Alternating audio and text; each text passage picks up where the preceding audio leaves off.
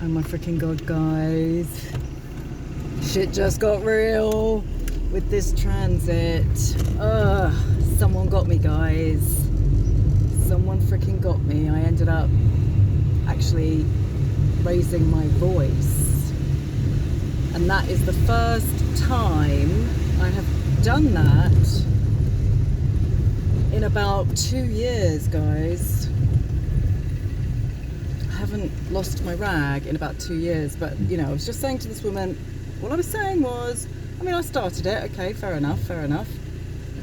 I just said, do you ever take your dogs off the lead? She... See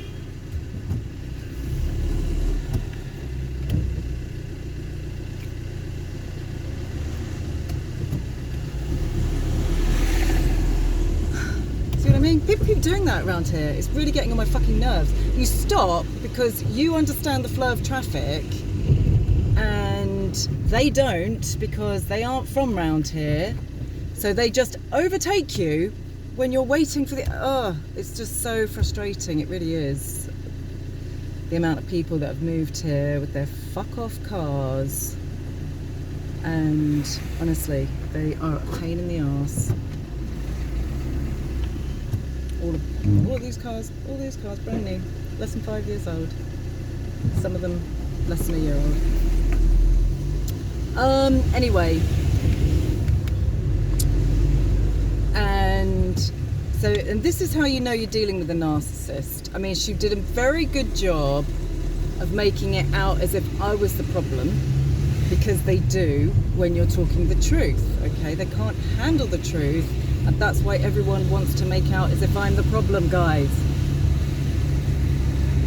Trust me, in all my life, when there is an issue with somebody else, they gang up on me. They really, really do, guys. And make me the problem.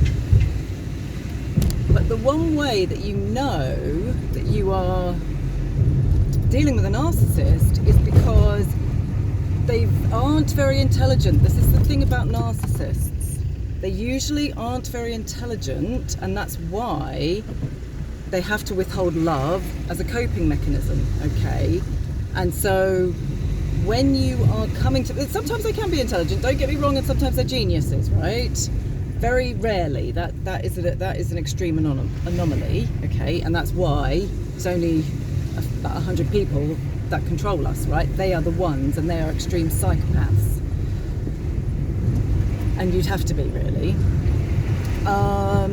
Is instead of having a counter argument for the truth that you've just laid bare, they just annihilate you personally. And it's not just that, they say everyone thinks it. They won't tell you who, they never tell you who, they just say everyone.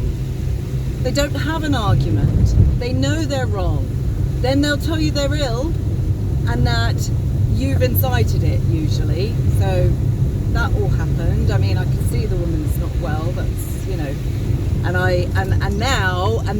as always the way, it's always the way, okay? The empath feels bad and ends up apologizing. I mean, you know, my God, guys, the amount of people in my life, they may have taught me and helped me to learn to apologize, but they stop doing it in doing it. And that often happens in relationships, you know, is that you just pass this bad vibe back and forth, guys. That's why you need to separate, that's why you need to be alone, that's why you need to come to understand yourself, okay? And that's why July 2025 is going to be more difficult than the rest of it, because it's just coming in, this energy. So you're going to have to learn to navigate it, and I am too, and I really do. Because, you know, I've been thinking about when I said the other day, hyper relaxed, guys, and that is true. I am hyper relaxed, and when I did my very first 21-day program, just making sure I've actually got Bear in the car, That's what I came to realize, was that I was hyperactive, and I had been pushing it down with all of the stress and all the tension and all the trauma throughout my lives. I pushed down my absolute abundant, expressive, ecstatic joy, bliss, pleasure. And that's what it is. When you are relaxed, you do become hyper. And people won't understand, because narcissists are very good at being calm. Like this woman. And then she was like, but nobody in the everybody, that was it, everybody in the village says you're the problem. Why do I always see your dog on the hub? Twice a year? You know, I mean, let's get real. So I did end up actually getting angry, and I shouted. I mean, I didn't say anything bad about her. I rarely do that. I always have truths. You know, I mean, a friend once, the very first time we argued, said, and I've come to realize he's right, I am dangerous, because I can annihilate someone with the truth only. not even trying to put them down. I'm just giving them the honest reflection that they need to see, that nobody else, because this is the thing about narcissists. When you're the narcissist in the family, you're not going to know it, because nobody tells you. Everyone's scared, everyone's walking on eggshells. And you know, and this is what we're dealing with, guys. Okay, everyone has it to a certain extent, okay, but some people are very caught up in it, and as a result, they don't actually they have a persona that they operate through. That's your rising sign. It means you're in your persona. That's why up on in here you don't actually see my rising sign, even though Leo is my first house as well. It's also my soul. So I've got a tiny bit of Cancer rising, and most of my first house is Leo. And then it's also my second house. I think the whole of my second house. So it is, you know, that is where I bring my Leo line qualities, is to values, my value systems. And that is why I'm always having a go at people up on in here, not to their face, although I was doing it then, because I am getting bored of it. Bear's bored of it. He's bored of these little dogs freaking out at him, and I'm bored of it too. Toxic people. Remember, I haven't put tobacco, I haven't inhaled tar for 26 years. Okay, you can't compare yourself to me. You will never be able to do that until you also haven't been smoking tobacco and drinking alcohol and eating sugar, okay, for 26 years. That's the difference. That is, and taking medication, painkillers in particular. That is the difference. That is why I believe I am actually transcending the medications now. You know, it's like, I mean, I'm quite glad of a little bit of toxicity, because, like I always say, it helps me to feel the medicine. But then I clear it out very, very quickly, because it's just surface level, and then I don't feel the medicine anymore. I can't, you know, I'm getting to that point. I didn't actually even feel that intense painkiller. I just shat it out, and I smelt it. And his house didn't smell the same. That smelled like an absolute pharmaceutical. The second time I went round to his house. First time it was fine, otherwise I wouldn't have taken on the job, honestly. And then the last time I went, it was fine. But I could tell the difference, and I will, if it doesn't happen next time, I am going to make a point of saying, please, can he not use that painkiller? Because I still don't want to be around it.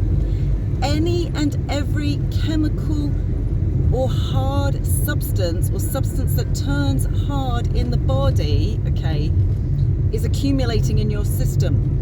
So in particular, if you've let it go for any length of time, even just done one detox, a few detoxes. A detox is different to starving yourself, very different, okay? One is clenching like this, of like, you know, in a stress response, and the other is letting go, okay? It's a conscious decision, it's a conscious choice to surrender and soften and open and release toxicity. Okay, and you know, it's about self-discipline, it's not about self-annihilation, self-sabotage. So, you know, this is what I'm pointing out to you guys, and I have to big myself up. I've said it from the very beginning, but I don't really do that very much anymore, but I am doing it more and more here now because, you know, because I am getting to the point where people are so toxic. And I even said it to my neighbour the other day. I just said, that is one of the main reasons I wanted to leave here. Everyone walks around with a face of thunder. They're poisoned on so many levels. Sometimes it's just out of their own pure fantasy and pleasure. It may even just be thoughts and, you know, sick fantasies that go on in their head, in private, in secret. Okay, so, you know, so please don't, whatever you're projecting onto me, okay, just know it's a projection. Like I said, I haven't gotten upset in 2 years. I haven't raised my voice. If you think I'm raising my voice up on in here, this is for pleasure, guys. Okay, it really, really is, because I don't have an opportunity to do it in my own life, and I like, you know, Osho gave me permission 20 years ago. Maybe not quite, 15. And that's why, at that time, my partner and I actually became very expressive, you know, in every way. But as well, you know, just because someone is calm, it actually means they're uptight. When you're relaxed, you can't actually help but feel the passion. It's when you're uptight that you are able to just be totally fine and like a robot and not feeling anything. Okay, as well, we're in Cancer season. Jupiter is in Cancer. Okay, I mean, I'd said on one of the videos that didn't get posted on here, I've been crying every day. You know, mostly just because I enjoy doing it, watching, you know, reels about dogs, you know, and things like that. But then obviously when I lost my own dog, I was absolutely bereft. I didn't actually realise that I had that connection with him, if I'm honest, totally. And maybe that's why he did it, I was thinking, you know. So people are complicated. They really, really are, guys, really are. And this transit is going to show that. I mean, you know, it's already 2 years. I have not raised my voice. I have not freaked out. Maybe once. I can't remember it, but I'm thinking maybe I did once. I've had to be very clear with people. In fact, the other day I didn't shout, but I was shaking and speaking my truth with a woman who I'd never really spoken to before.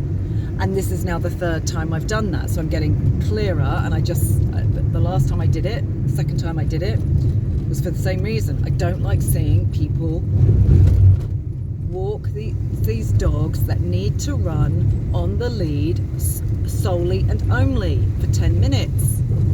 If they're just going to walk them for 10 minutes, they're wound up enough. You just have to let them off the lead and they will unwind themselves. You don't actually have to do anything.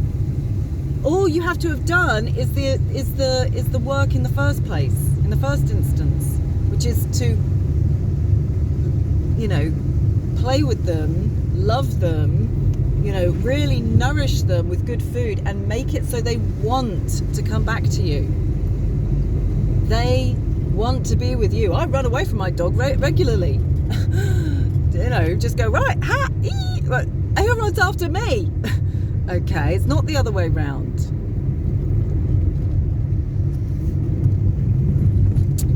And that is what we need to learn now. Okay, guys, and we're going to be forced to learn it because this is, again, I'm going to say it one more time, and the new cage is full of it.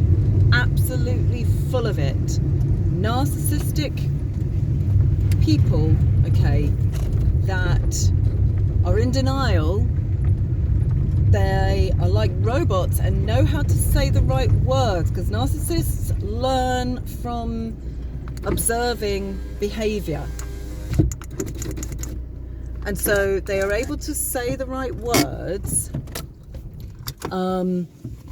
but actually when push comes to shove, and usually behind the scenes in their own lives, okay, they're falling apart. But in the show, they can remain very calm, and even if and particularly if they stir you up, like this woman went straight in with a dagger, straight in, and that is my core wound. My core wound is that I don't know how to be part of a community because I never was one. And so therefore I get ousted from all communities, not just one or two, it's all of them.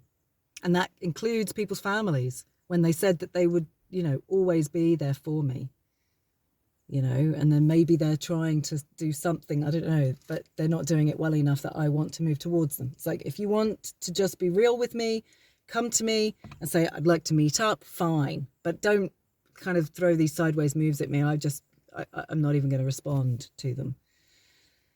So, and last night I went for a walk with Bear. I wanted to go, there's a lot of dodgy, weird activity going on, okay? And I went down to sort of where people play football and stuff like that, and there was this car, I saw this car like reversing up there, and I thought, oh, that's a bit dodgy, and it had lights on and everything. So I thought, oh no, I'm not going to go that way, let's just carry on and we'll just walk up the road, kind of thing. It's quiet, it's night, I just wanted to see the moon and do a nighttime walk. I'm wanting to do that, try and go out, not every night but most nights through the summer. And then I saw him leave this car, so I thought, okay, we will go up there. So we went up there, and I could hear this horse neighing, just neighing and neighing, and I was thinking, that is so weird. I'm not sure I really want to go out up there, because the last time we went up there, sometimes Bear will be going to, and then he'll just start running back, and I'm like, and I just start running after him, like, no, because we're going in the dark, and he's run away, and I can't imagine why. He smelt something, obviously. Anyway, so I was a bit nervous, but I kept him on the lead, because we're close to a full moon. It's up to a full moon. After the full moon, I don't actually mind, but it's up to the full moon. I will try and keep him in control, or any dog I'm with, because animals can get out of control with the full moon and new moon. And anyway, so this horse was neighing. We carried on and we went over the field, and then I looked over at the football ground, and there was another car there with its lights on, and I can't remember what it was doing, whether it was flashing, it was doing something. I thought, that's weird. It's obviously some kind of like drugs deal or something like that going on.